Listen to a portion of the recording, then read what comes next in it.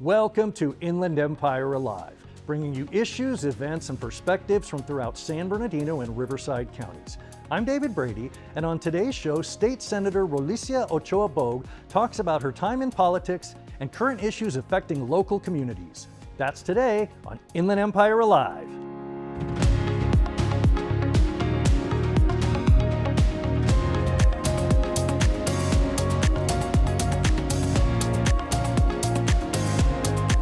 Well, it's a great honor to welcome my next guest to talk about issues affecting the Inland Empire. Please welcome State Senator Rolicia Ochoa Bogue, representative of State Senate District 19. Welcome to the program. Hi, David. Thank you for having me here today. It's a pleasure. So I want to go all the way back to the beginning. Talk to me about your childhood growing up here in San Bernardino. What was that like as a little girl? Okay, so it wasn't so much as a little girl, more as a teenager. Okay. So we moved out here. My family has been here for since the late 50s, early 60s, with my grandfather coming in, working as a bracero, eventually bringing our family in. My dad was 16 when he immigrated to the U.S., and they all settled here in San Bernardino. They were very good to the family. And so we moved out here, actually our senior year in high school, which was back in the 1990. And yes, I am dating myself just a bit here. Graduated from San Bernardino High School, came back, went away to school to UC Santa Barbara, came back, got married with my husband that I met in high school, who grew up in San Bernardino. We both met here and started our family out here. But it was a great experience. It was we were always coming here on in summers, during the summers, and spending some time here. As my parents lived in Hawaii and Mexico, they went back and forth, and so we were always stopping here and growing up with our cousins here in San Bernardino. I believe my grandmother's home was somewhere around 6th Street in San Bernardino. But it was wonderful. There were 7 children. My grandmother had 7 children, and so we had a lot of cousins in San Bernardino that we just spent a lot of summers together. We had a very united family, very, very close-knit, barbecues, birthdays, Mother's Day, Father's Day, very, very joyful upbringing with our family here. When did you know that you were called to service? I mean, did you know as a child that you wanted to serve, or did you have a completely different idea of what you wanted to be when you were going to grow up? I actually wanted to be an architect or a veterinarian because I love animals. There's still time. There's still time. Those were the 2 areas that I was going. Actually, believe it or not, working in government, serving in a government capacity was never part of my plan or even vision. I didn't even know really it existed as a possibility. And I'll be completely honest, my journey into public service, and especially now as a state senator, was very organic and very just opportunities opening up. It wasn't something that I was searching out, which was very, very unlike most experiences. But one of the things that we did have very planted in our hearts from a very young age was to go out and serve. So very much volunteering, and usually within our church. That was something that was very, very much part of our family culture, was to go and either proselytize as little kids or do projects in the communities. And as I became more active here, especially as an adult, once we had kids and became professionally more engaged, the opportunities just kept opening up to serve in different capacities, whether it was at the Chamber of Commerce, whether it was with the Board of Realtors, and even as a mom. Believe it or not, my journey into serving in the capacity as a school board member started volunteering in the classroom. And from that, we went to the school site council, which allowed us to make decisions locally at our school district. From that, I started serving in the Chamber of Commerce, which opened up my opportunity to come into the schools and visit and do tours and be really engaged in a little bit deeper into the district level of our school district. From there, we went to, I think it was the community cabinet that we became more involved in, more at the district level. And when an opening became available on the school board, one of the school board members and our superintendent at the time came up to me and said, "Hey, have you considered applying for the open school board seat that we have?" And I thought, what an amazing and great opportunity to just continue that level of volunteer and serving in our school district, which I loved as a former teacher, and my children being in school. I'm passionate about education and the transformative powers that it has. So I thought, yes, that would be a great opportunity. So I applied. I was one of 7. And honestly, administratively speaking, we had many more individuals who were incredibly qualified to be in that position. I'll be completely honest. But I think they were looking for someone that had more of a parent perspective in the school, engaging that perspective, because they had a lot of professionals already there. So they wanted a different voice in there. And so I was blessed to be selected out of 7. I did not have anybody else running against me when I was supposed to run again for re-election or for a reappointment.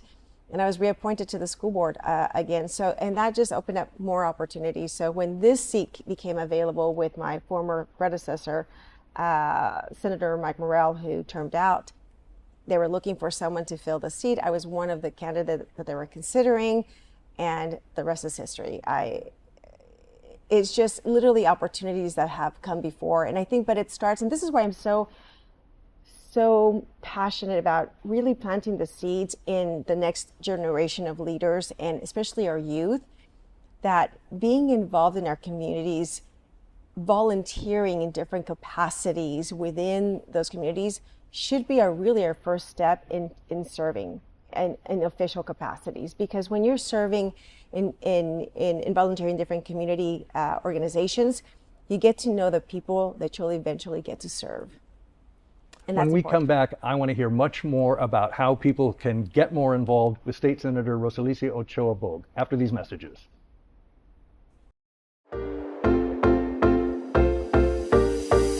The City of San Bernardino has implemented a new low-cost sidewalk vending program in hopes of expanding opportunity for community members to start sidewalk vending safely and lawfully. We want everyone to have access to the economic benefits that sidewalk vending brings, but we want to make sure that our sidewalk vendors know the do's and don'ts when it comes to our city. We must make sure that vendors are keeping our residents safe by following general health and safety standards and by following all city rules. Like, did you know to legally sidewalk vend in the City of San Bernardino, you'll need a seller's permit? What about the $1 million general liability insurance that you are required to have? Don't let this scare you. When all is said and done, the cost of the annual permit will either be $64 or $154. We want to help in every way we can when it comes to vendors lawfully running and growing their small businesses. But those who operate without the proper permits can and will be cited.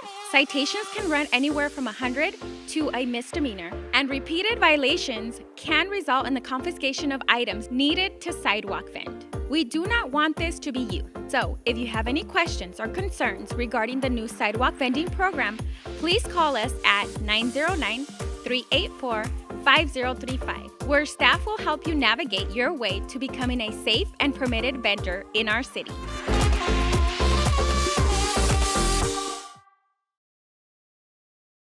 Well, I'm talking with California State Senator Rosalicia Ochoa Bogg from State Senate District 19 about her inspiration and her path to service. I want to talk a little bit about what it's been like in the past 6 years since you've been in Sacramento. Were there any surprises when you entered politics? It can be kind of sharp elbows. It can be, and it's been a really kind of a tough time in our state, a tough time in our country. What was the learning curve like? Let me tell you that the first year I was elected in COVID, during COVID in 2020, and that was a very interesting experience. I don't think like anyone else had served in any other time, especially coming in new. I think one of the things that I learned is how much information was coming our way. And of course, being in the super minority party in the state, I was assigned originally 10 committees in the Senate, which meant there was a lot of information we had to process and learn and figure out. The learning curve there was very overwhelming at times. It was like a fire hose coming down at you and just overwhelmed. But the silver lining in that is that I was exposed to so many issues across the state that I learned so much. And I am so grateful now to have that many committees and be able to engage in different facets. So it's been wonderful. It's been a great experience. What I think what was also kind of hard was to not be able to engage with our community members when we first began because of COVID. That was very hard. But since then, and I believe it was in May of 2022, 2 years into my term, we were given the green light to meet in public. And we began a series of town halls throughout our district. At the time, it was Senate District 23. And my goal was to ensure that I brought Sacramento to the people so that they could learn and be engaged in that process, because that's incredibly important. Civic engagement to me, as I've learned being in the Senate now and how powerful the voice of the people are, I became passionate, especially with the Inland Empire being the fastest growing region in California. I thought, wow, what a great opportunity to be the leading region in our state when it came to policy. But in order to do that, we had to have an informed and an engaged citizenry. So everything we've done thus far in the Senate in this capacity is to truly put practices in place that inform and engage the public, including our town halls. We've done 83 town halls since then, which doesn't sound a lot, but when you think about the fact that I'm only here between Thursday evenings and Sundays, and it's a vast geographical district. Yes, and right now with Senate District 23, we have 40 cities and communities, just under 1 million people. So to get into every community, coming to you is very important. Informing you, empowering you on how to, one, receive the information on the committees and the legislation that's coming in, very important. How do you click on the button so you can submit your point of view on legislation? We are giving that to you. Everything's to make it easy and accessible and be informative for you. Well, speaking of easy and accessible, I want to make sure people know where they can go to find out more information. You can go online at sr19.senate.ca.gov, where you can find all about the senator's legislative agenda, past legislation, current legislation.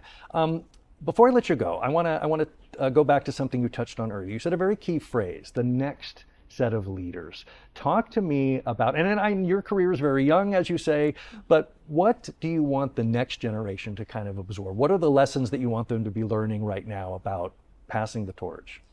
Oh my goodness, several. One, I really want to express the importance of understanding what the role of government should be based on what our founding principles were. It's not wrestling.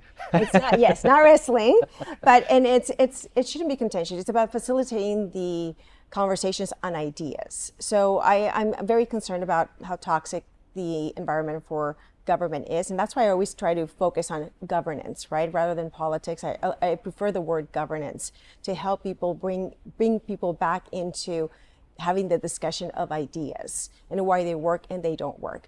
But those ideas are not going to work unless we know the foundation of what government should be in the role, the limits of what government should be doing, and empowering folks with that information so that we don't have an infringement on our personal rights and freedoms in this country. So I think the most important part is having a foundation of understanding on the Constitution, both the US and the California Constitution, is very, very important for the next set of leaders. Number two is having an understanding that service means truly serving other people. So having that compassion and empathy for folks, walking in their shoes and understanding what their challenges are so that we can meet their needs. Well, Senator, it's been a pleasure having you on the program. I welcome you to come back anytime. I want to leave you with a final note. Vote. There's an election coming up in November. We're choosing a new governor. It's going to have a massive impact on the state. Please get out and vote. Senator, thank you so much for being here. Thank you so much for having me, David. It's a pleasure. And anytime, and I do encourage our community members to sign up for a look ahead and get the information on what's going on in Sacramento.